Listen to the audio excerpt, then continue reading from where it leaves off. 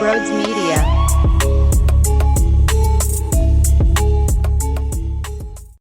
What is going on, everybody? Welcome on into Sports Talk with Broads. All right, your Philadelphia Eagles have their coordinators. Over the weekend, Kellen Moore will be rocking the Eagles logo, and I'm going to do my best to separate how I feel about their overall structure, which I've clearly destroyed and annihilated since the press conference. If we're being honest, I thought they pretty much established, hey, Nick, the best way to move forward is to remove you from the situation, but please still have one of the most important head coach labels to your name. Yeah, that makes a lot of sense. Yeah, that's a recipe for success. I don't like it. But now that we are here, I'm trying to put myself in the position of discussing the hires. Whether I like the way they're doing this or not is irrelevant, even though it's not. It's not irrelevant. My feelings tell me it's relevant, and I am disgusted, and I am sick, and I think about it every second of my life, and there's not a moment where I walk through my house and there's not something tickling my brain saying, this is a disaster, this is stupid, this is dumb, this is outrageous, right? Nonstop, 24/7, every single second of my life. It probably shouldn't be that way. It probably shouldn't take over every single second of my life, but it does take over every single second of my life. If we're just trying to look at it from this is what they're doing, so shut the fuck up, and now let's see how they bring in some coordinators.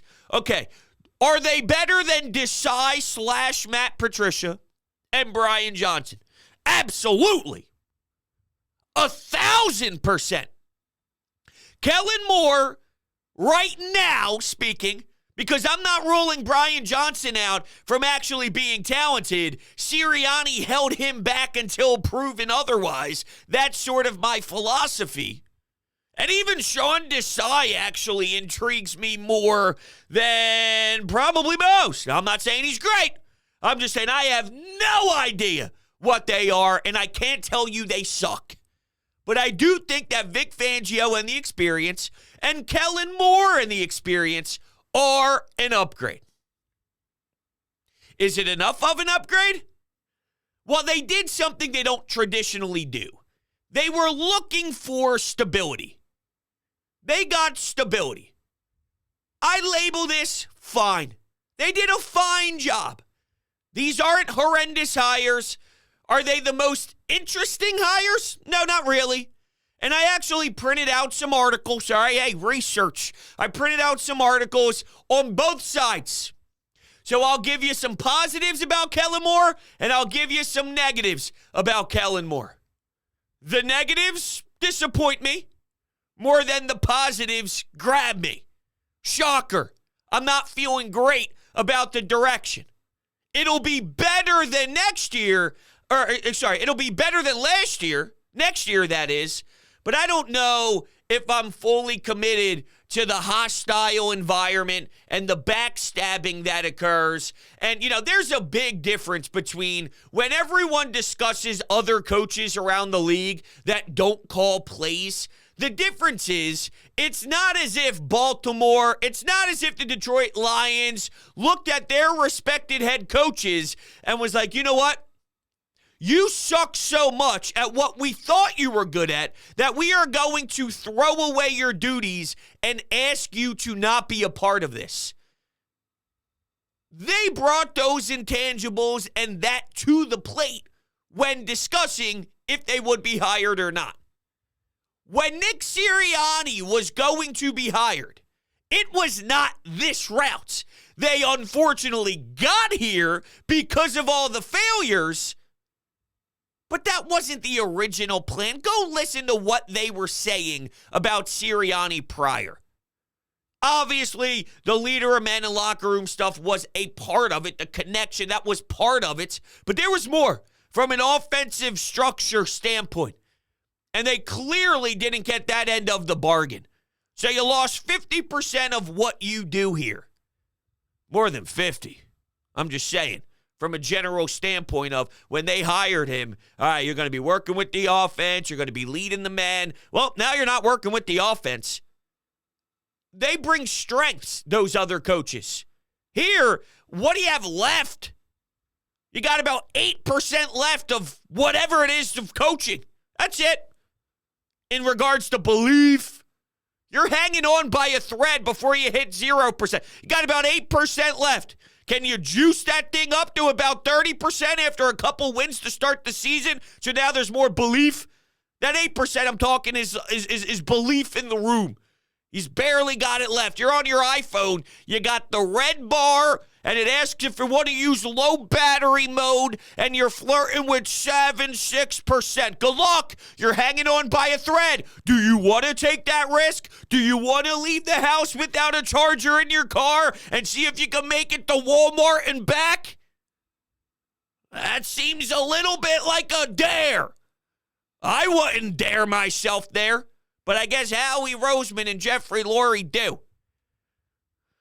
These are fine hires. I label them more on the safe side. Kellen Moore, experience calling plays. Some good things, some not so good things. When things were good, though, they were really good. They were finishing in the top of the league with some of their offensive statistics with Dak Prescott and some good playmakers there in Dallas. At the same time, though, they didn't skip a beat when he left. Dallas was great this year. Until, well, the traditional, here's the playoffs, you're probably going to lose moment happens. But it's irrelevant who the offensive coordinator is at that time. That's the Dallas Cowboys. So that's not a Kellen Moore thing that they lost and they just lose. That's what they do. They lose. It doesn't matter who's there. They could have the greatest person to ever live, the greatest human being football-wise to ever live in Dallas, and they're probably going to lose. But they didn't skip a beat, and they won a ton of games, and they looked outstanding, and their offense was sensational when he wasn't there, too. So what does that tell you? Anything? Maybe not. Maybe it doesn't tell you anything. Kellen Moore didn't light the world on fire with Justin Herbert. It scares me that this was supposed to be the hot new item. A few years back, he was the shiny new toy. And now he's ready to rock on his third franchise. I think he's willing to show excitement and a high ceiling. Let me rephrase that. There's two people I want to give an example. Hey, hit the reset button, bros. There's a couple of quarterbacks that I want to compare to Kellen Moore to show you where I think his ceiling could be, but maybe he's not consistent enough, which is why he's flirting in no man's land a little bit. So there's two. One, straight up, is Dak. Dak is great at times and sensational at times and looks really good at times, but there's something holding him back from being in that category of the next jump, right? He's not horrendous. He doesn't blow. When the moment is huge, though, there seems to be some controversy. Can he take that leap? Can he put the Dallas Cowboys in that next position? Nope, well, they fell on their face again. But when Dak's playing high-quality football and he's hitting CeeDee Lamb for 380 yards in 2 quarters, there are times where the offense rolls that well. And like, wow, Dak Prescott is lighting the world on fire. Kellen Moore has that ability, but he also has the ability to come up short, and so does Dak Prescott. I hope you guys can see that correlation. And then I know the end of Carson Wentz was very sour, but there was a middle ground. So when he had the MVP-type season when he got injured, he was one of the best quarterbacks on the planet. He was in charge to win the most valuable player in the entire league before the Los Angeles Rams game happened, right? But then there there was some times where they were 4-7 and then they rallied 5 wins in a row to end the season. But he carried a Greg Ward. He carried a Travis Fulgham. I don't even know some of the other receivers. Was Nelson? No, JJ Arcega-Whiteside, Jalen Reagor. Some of that dysfunction, right? But he carried them to the playoffs and won some games, albeit, hey, they beat a Giants team or they beat this team. Regardless, there was time sprinkled in after the injuries and all that he did still show a little bit of that high ceiling until he eventually just mentally, I guess, forgot how to do all of this, and it is what it is. I'm saying there was a time where we were conflicted. He's showing signs of that great quarterback again, but then that also came with the, all right, playing hero ball and taking 90 sacks because he's sitting in the pocket looking for a 60-yard bomb, but forgot that it was Greg Ward running the route, and you're expecting him to go make a special play. Now Carson Wentz is taking a 12-yard loss because it's freaking Carson Wentz, and that's what he did. So my point is, Kellen Moore, I think he can give you those signs of excellence and give you, whoa, hold on, is he a leader? Whoa, hold on, like offensive coordinator that has that in his bag. That's pretty damn impressive. It'll come with those negatives. Is he as consistent is sort of my question, which brings us to a piece on The Athletic. And this was looking back after he got fired from the Dallas Cowboys or left the Dallas Cowboys, and they went back and looked in The Athletic at what went wrong during that time. And they repurposed this when the Eagles made the hire. So I just want to read you a couple blurbs from this and give you an example on what the experts who covered those Dallas teams thought by the end. So there were 3 points to hit on. Point number 1, play design was top-notch, but the offense was wildly inconsistent. How does an offense make sense with great players and spatial conflicts that allow for guys to be open in space, but it cannot find a groove of consistency? All right, whether it's Bill Walsh or Andy Reid, it's about setting things up throughout a game so that you have a special play or opportunity at moments of truth.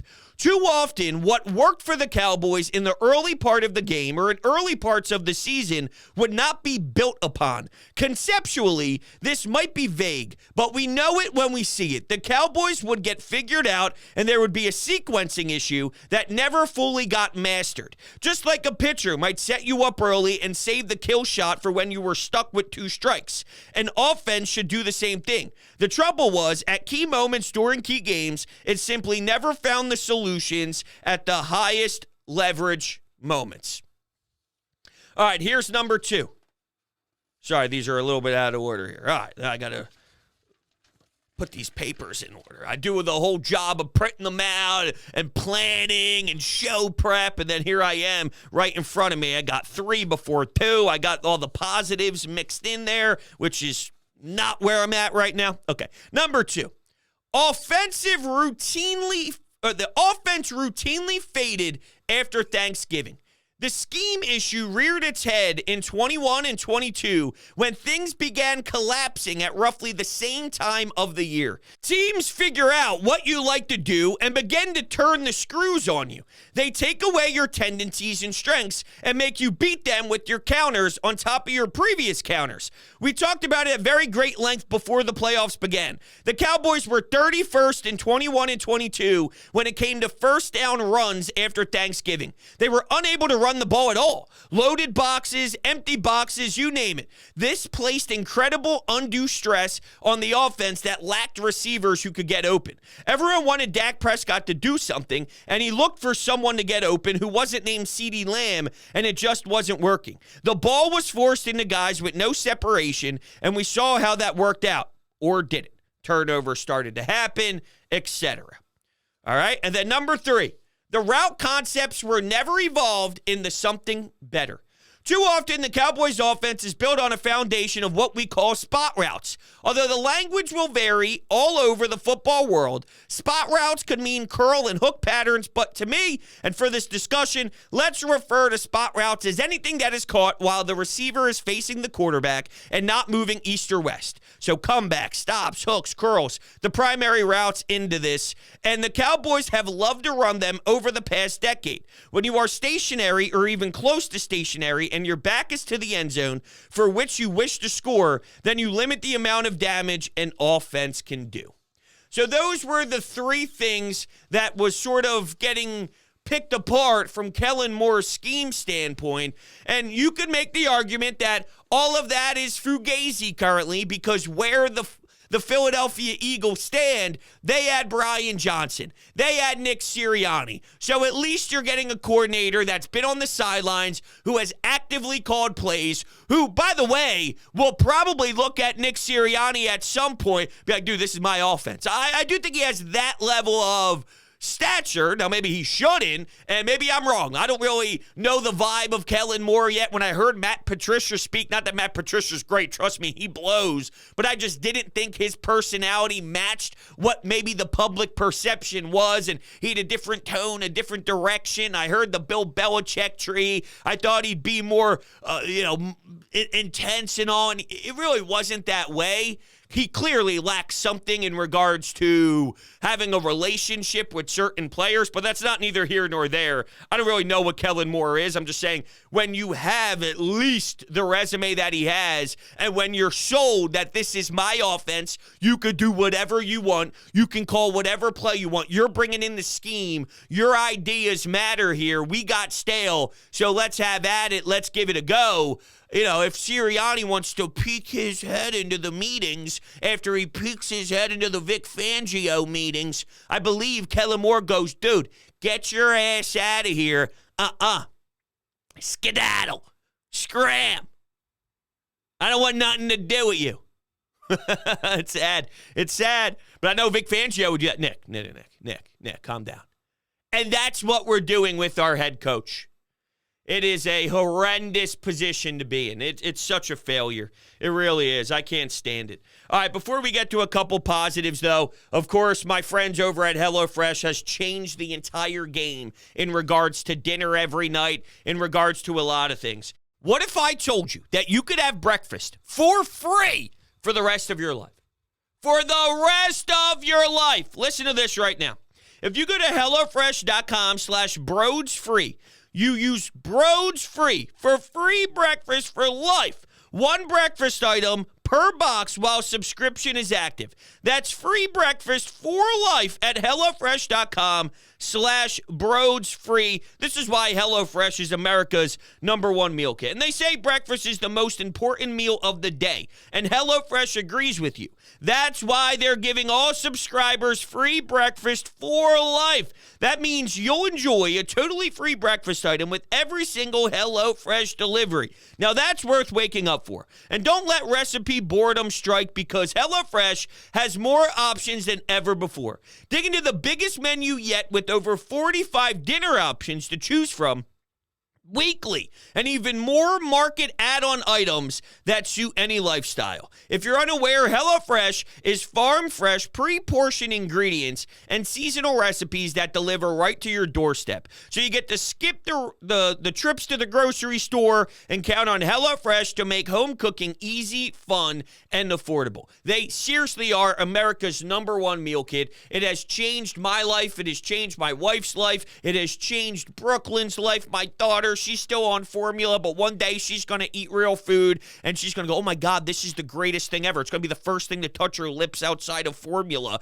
and she's going to say, Daddy, what is this? And I'm going to say, Brooklyn, I got to sit you down for this, all right, because you're not even going to properly get it. But this is HelloFresh, and we got this by using code BRODESFREE. And she's going to say, oh my God, I have to tell my friends. I'm going to say, you haven't left the house a lot. You haven't met that many friends yet, but that's right. You're damn right.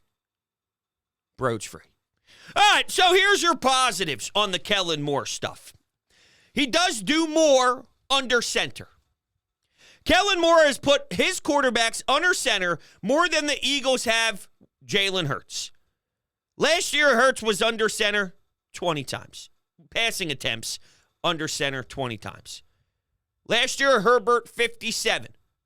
So more than double. And Prescott in 2022, 95 times. The running backs under Moore ran it more from under center. Zeke in 2022, almost 150 times. Eckler last season, 83 times. DeAndre Swift with the Eagles last year, 47. So you're looking for change, you're going to get some change. They were 8th in the NFL last year in motion. So we will get some more pre-snap. I'll never forget the quote that Nick Sirianni says that we don't motion, just emotion, as if all these other teams are motioning just emotion. No. There's information you can grab. There's assists that you can get for your quarterback. You can see certain designs. Let's take a read at their defense. It gives you data when you see what the defense does to your motion. But I guess Nick Sirianni is unaware of that. And then back in 2022, the Cowboys were number 1 in success rate against the blitz under Kellen Moore. So I'm not just one-sided here. All right, I gave you a little bit of both. I gave you the objectivity here on both sides. It's a clear upgrade. It is a clear upgrade from Nick Sirianni's offense and the whole mess on who's calling plays, who's not. You're going to know now. There's no beating around the bush. Vic Fangio's calling the defense, and Kellen Moore's calling the offense. It's not a question. But I guess here's a question. If they are to succeed, do we actually give Nick Sirianni praise? Or are we just saying, well, I mean, it's really not Sirianni. It's Kellen Moore and Vic Fangio. I'd have to see. I'd have to see what the pulse is like with Nick, what the general vibe is like with Nick. I almost feel that there's a potential chance that the team responds because they feel bad for Nick. Not because Nick is this sensational leader, rah-rah guy. They go, man, this guy's getting picked apart. I feel bad for him. I feel bad. And then they try and bring it. I don't know. I don't know. I'm just lost because I'm watching Andy Reid go to the Super Bowl again. I'm watching Pat Mahomes go to the Super Bowl again. And quite frankly, I got no issue with watching them. I don't have the Chiefs fatigue. I love dominance. When Tom Brady was doing his thing, cook, baby. Cook. Keep cooking. Let's go. Let's see 8, 9, 10, 11, 12, 13 Super Bowls because that's unreal. The Chiefs stunk all year. The Chiefs did not look the same. Here's Spags defensively helping out, being a difference maker. All right, now Baltimore, you can question Lamar Jackson's decision-making on certain throws. And after the first couple of drives, right, you're like, hey, this is going to be a heavyweight battle. We're going to see touchdowns. This might get the over finished by the first half. And then, well, it kind of died out after that. But it's not as if the Chiefs took over in that second half. The Ravens throwing into triple coverage. It was all over the place with undisciplined and flags and that whole thing. They didn't play smart. They didn't play crisp. They didn't. And the Kansas City Chiefs do it again. Do it again. And now Andy Reid, one of the best to ever do it, you kicked his ass out of town, and, you know, at the time it was right. But I think it is fair to question, even though, hey, maybe you get a fresh set of ideas. It ran its course here. If you stayed with it. Now, I know hindsight and Pat Mahomes and this and that, who knows what would have happened. But imagine if Andy Reid was here for 20-plus years. I promise you, even though there were failures and losing in the big moments and all that stuff in his era here, I think he would have figured that thing out. I mean, he's one of the greatest coaches to ever live. And now we're kicking. Excuse me.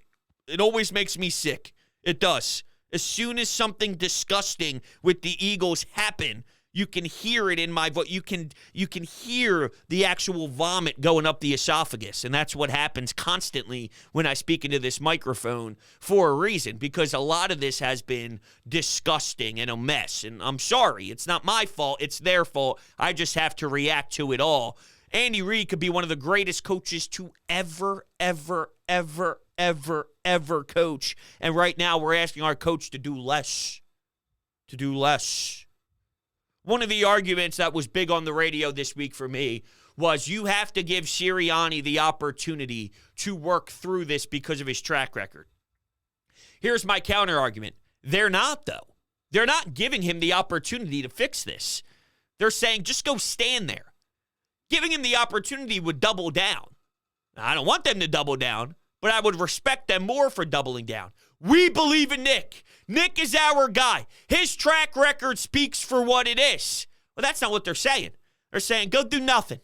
I don't know, go look into the meetings in the defensive room if you want. Go do whatever. So they're not really giving him a chance to fix this. They brought in two veteran voices when normally they get out in front of the trends, and now they're going backwards. They're getting the old guy who is respected, and that's fine, even though there's some players in Miami that said, good riddance. I'm so glad that he's not here anymore. And, look, you're going to find that in this era, that there's some younger cats that probably don't enjoy the old style. And you could probably ask with the entire locker room, whenever a coach leaves and gets moved on from, there's probably 5, 6, 7 guys that if you put them on a lie detector test, they will admit that that wasn't their favorite coordinator. They didn't love everything that he did. So, if you sprinkle in a few Miami Dolphins players that were happy that he's not there, it doesn't move the needle for me that insanely. I think that he's been around football long enough, but he's not a world beater. Okay, he's not like an automatic, insanity, fantastic, elite, unstoppable guy. He's just solid. So I think what you have here is two solid guys. Feels safe. And it's not a bad thing to have solid guys. If you told me the day after the season ended that they would end up with Kellen Moore and Vic Fangio and move on from Desai/Patricia and Brian Johnson, and Sirianni was staying here, I'd be aggravated that Sirianni's staying here. But they're not bad hires. It just shows you that they're going in a different direction that they normally do. And why is that? Because they know everything's fragile right now. They know everything is in this very uncomfortable spot. And, maybe you give them credit for that. Maybe you give them a round of applause because they recognize that they needed some stability, and they got some stability. And there is a part of me that does understand that. You can't swing and miss here. And that's why before we saw who was going to take over the offensive side of this, I heard some names, and Kellen Moore was flirted in there, but none of those really moved the needle that aggressively. I thought because of who the Philadelphia Eagles have always been, that it would be an up-and-comer. But that's a very dangerous game to play when you are this broken. You need someone who can hold the fort down that guys respect instead of a no-name or a Gerard Johnson, someone you're really intrigued by, but you're sort of taking a flyer, someone who might have not have called plays before. That's risky. Now, it might have the highest upside, but it's risky. The good thing here, though, is you got them early in the offseason. Last year, they were bitching and complaining about that for a long-ass time. They weren't able to kind of adapt into the offseason, I guess, as much as they wanted to because they were playing that stupid Jonathan Gannon game, and they were playing the long game there. And now they just straight up got out in front of it and got both of their guys, and they're ready to move in. But the point I was trying to make was Vic Fangio is not going to be a head coach next year. It's just not a thing. Could Kellen Moore eventually get back on track to being appealing for a head coach job? I believe so, yes. Would I be surprised if Kellen Moore had a great season this year if he wasn't necessarily hired the year after? No, I wouldn't be surprised. So I'm bringing this up because maybe they're also looking at this as we keep changing coordinators. We're getting fresh voices in here nonstop. It seems to be changing a ton.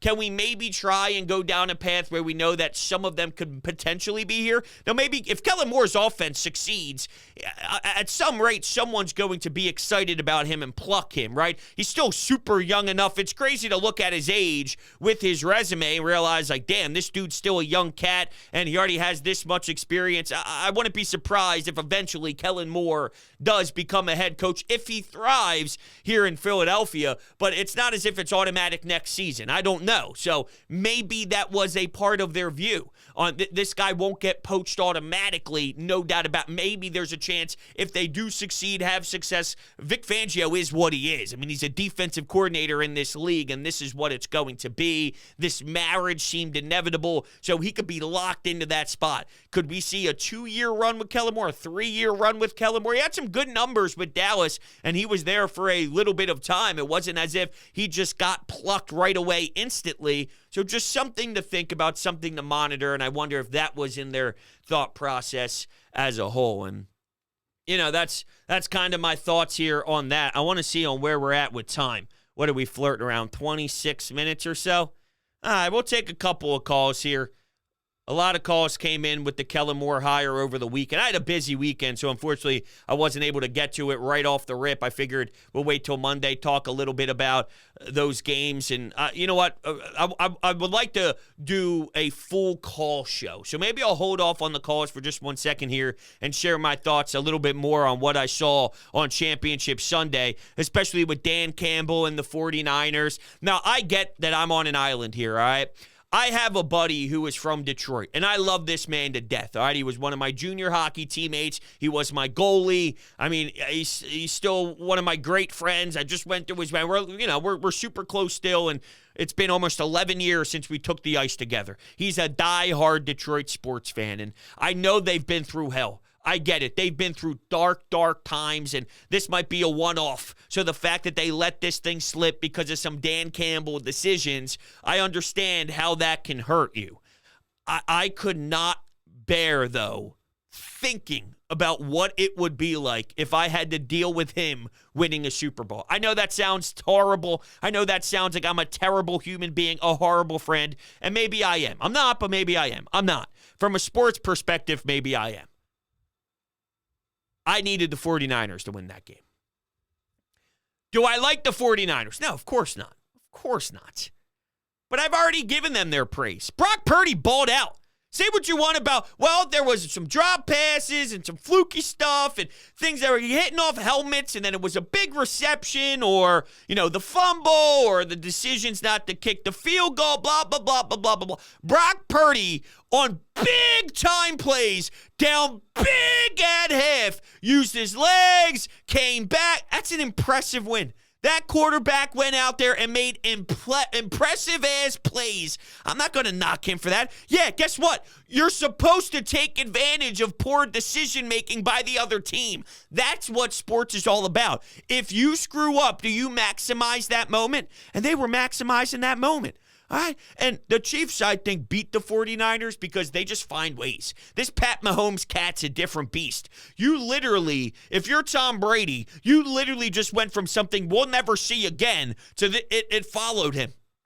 It followed him. That Tom Brady stuff could have lasted 100 years. And then when I'm 128 years old and Brooklyn is, what would she be? She'd be 100 at that point. And we're both sitting there in the rocking chair still watching Philadelphia Eagles. Nick Sirianni's still the head coach, but he doesn't do anything. So he just stands in the corner and they just keep hiring new, fresh coordinators. And he doesn't do a damn thing. And this is me wheeling around the house in the wheelchair. I got the stair lift, you name it. I'm 128 years old. And we're thinking about Tom Brady's greatness and his excellence, and then Pat Mahomes comes around. It's like, wow, that's the best thing we've seen since Tom Brady. Well, this just happened to follow, bang, bang, right here, and now we see it. This dude's going to be magical. They can go beat the 49ers, and that's the best case scenario for me. Travis Kelce, Taylor Swift, I'm not bothered by that at all. Taylor Swift's been at every single damn game. At this point, it's just a love. All right, just love. They love each other. It is what it is. I don't give a damn. Just go beat the Niners. So they made the Super Bowl. They're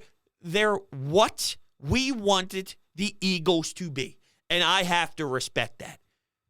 I have to respect that. They had one goal in mind all regular season long. Get to Philadelphia, destroy them, kick their ass, embarrass them, then go win a Super Bowl. They're doing that. How am I supposed to not respect that? They're doing it with Brock Purdy, by the way, who's answered some serious questions this year. At this rate, I don't doubt the guy. Now, obviously, when I watch him, the eye test isn't Peyton Manning. All right, it's not that. But it doesn't need to be that. They're in the Super Bowl. They're in the Super Bowl. Well, they're in the Super Bowl. They're in the Super Bowl. What do you want me to do? It works. Is Dan Campbell dumb? He's not as dumb as everybody makes it out to be. The fourth down drop by Reynolds, the play was there. The play was there. That keeps it rolling. Actually, when they kicked the field goal right before the half, I wouldn't have mind going for it there. Where you have to kick the field goal was the tying moment. What was it, 40-plus field goal? They went for it. You were down 3. You could have tied the game. That one, I think you got to kick it. That one, I think you got to kick it. The earlier one, it's a Reynolds drop.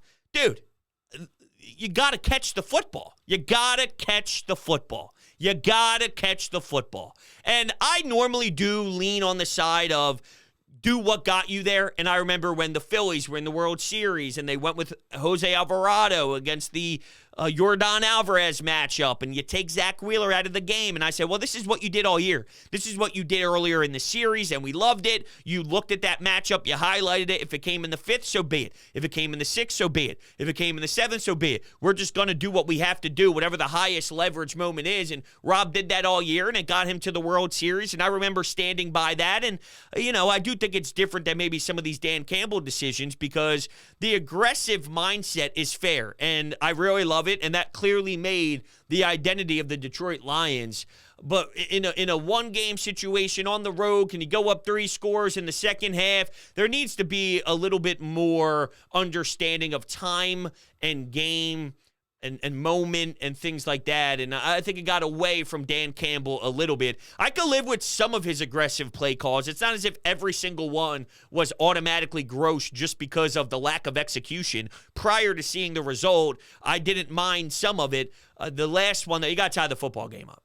You have to tie the football game up. You have to tie the football game up. You have to tie the football game up. At least attempt to tie the football game up. You have to there. I think he let the emotions get the best of him in that particular spot. And it's unfortunate because I don't think that the Lions are built for this insane success. And I get it. You can name some great playmakers, and they do have some phenomenal playmakers and all. They were just hot, and they were riding this thing, and it was great. And, does the whole Jared Goff thing change? And now your schedule with your opponents change because of where you fell winning the division. And, I just don't know if I'm ready to commit to the Lions having this sustained level of success. It seemed like a nice, insane little run and push. And, that's kind of how I see it. But I know America despises this matchup. You got the 49ers, you got the Kansas City Chiefs, and this is so terrible. I don't think it's that terrible. You have history on the line with Pat Mahomes again, and the 49ers, I don't hate them as much as everybody else, so it doesn't bother me. I don't like them. I want them to lose. I'm not rooting for them to win, but if they do, I would hope that would piss the Eagles off even more. Even more. You let that happen? You let that happen. It was going to be a combination. One of these teams, Lions, Cowboys, Niners, Eagles, who's it going to be? And the 49ers won that battle. But they're not an unstoppable force. They're a beatable bunch. And you let them go all the way. Shame on you. Shame on you. I want that to eat everybody alive at the NovaCare complex because you let that happen. You let that happen. And that's how I guess I'll digest it. But anyway, if you haven't called into the Anytime Hotline yet to leave your thoughts on the weekend, on the hires, on the coordinators, on Sirianni, 856-442-9805. I am going to do a pod where it's a little bit more heavy on phone calls, and we'll just run through your calls. And this was more of just me rambling and getting my thoughts off my chest after the weekend. So if you want to do that, I'll add you to the folder, and we'll kind of look forward here this week and do that together. So, all right, everybody, I appreciate you. Those are my thoughts. It's fine. They did a fine job. They could have done way worse. They probably could have done better. They went against their normal philosophy because they know they're broken and they're fragile, and that's sort of where we stand today. All right, everybody, I love you to death, and I'll see you all on the next one.